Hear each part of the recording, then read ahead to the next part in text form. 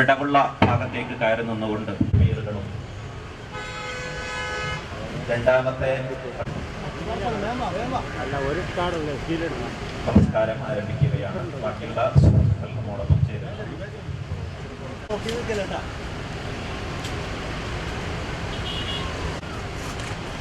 അല്ലാഹു Akbar,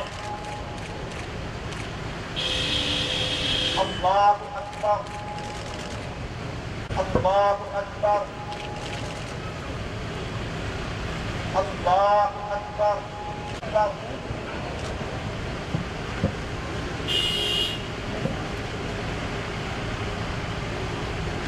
Alhamdulillahi Rabbil Alamin, Ar-Rahmanir Rahim, Maliki Yawmiddin, Na'budu wa iyyaka nasta'in. قد أفلح المؤمنون الذين هم في صلاتهم خاشعون أولئك هم العادون والذين هم لأماناتهم ثم أنشأناه خلقا آخر فتبارك الله.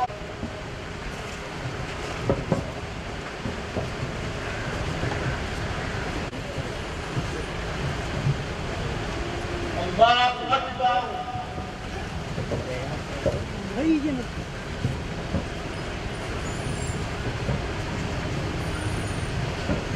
الله أكبر.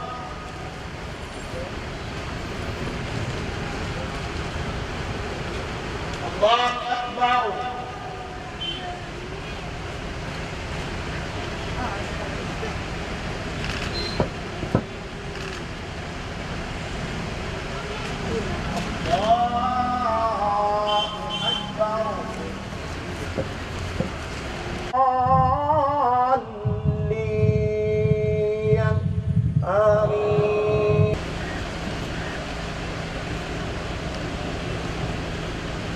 رب العالمين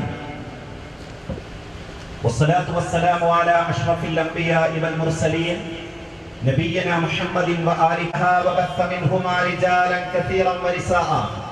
കാഴ്ചകളാണ് നാം കാണുന്നത്. എല്ലാ പ്രതിസന്ധികളെയും അതിജീവിച്ചുകൊണ്ടാണ് വിശ്വാസികൾ ഹജ്ജിനായി എത്തുന്നത്. യുദ്ധഭൂമികളിൽ നിന്ന്, പട്ടിണിയുടെയും പരിവട്ടത്തിന്റെയും മേഖലകളിൽ നിന്ന് 100 വട്ടം തെളിയിക്കുകയാണ് സഹോദരങ്ങളെ. നോക്കൂ, നിങ്ങൾ ഇന്നലെ മുന്നോട്ട് പോകണം എന്ന് മാത്രമാണ് ഈ സന്ദർഭത്തിൽ ഉണർത്തുവാനുള്ളത്. നമ്മുടെ സഹോദരങ്ങൾ ഒരിക്കലും തന്നെ നഷ്ടപ്പെട്ടുകൂടാ. നമ്മുടെ ബന്ധങ്ങൾ ഒരിക്കലും നഷ്ടപ്പെട്ടുകൂടാ.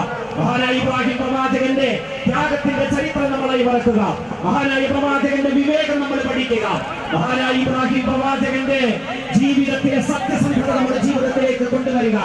അങ്ങനെ ഈ ജീവിതത്തിലൂടെ മുസ്ലിം സമൂഹം ഈ സമൂഹത്തിൽ ജീവിക്കാൻ കൊള്ളാവുന്നവരാണ് എന്ന്, ആർക്കും ഒരു ശല്യം ഉണ്ടാക്കുന്നവരല്ല എന്ന്. ലോകത്തിന്റെ ഏതെങ്കിലും കോണിൽ നിന്ന് ഒരു മുസൽമാൻ ഹിജ്റ പോകണമെന്ന് ആഗ്രഹിക്കുന്നുണ്ടെങ്കിൽ, ലോകത്തിന്റെ ഏതെങ്കിലും ഒരു കോണിൽ നിന്ന് ഒരു മുസൽമാൻ പലായനം ചെയ്യണമെന്ന് ആഗ്രഹിക്കുന്നുണ്ടെങ്കിൽ അവൻ ഇന്ത്യ എന്ന സ്വർഗഭൂമിയിലേക്കാണ്.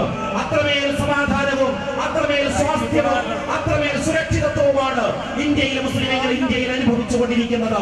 കാരണം ഭദ്രമായി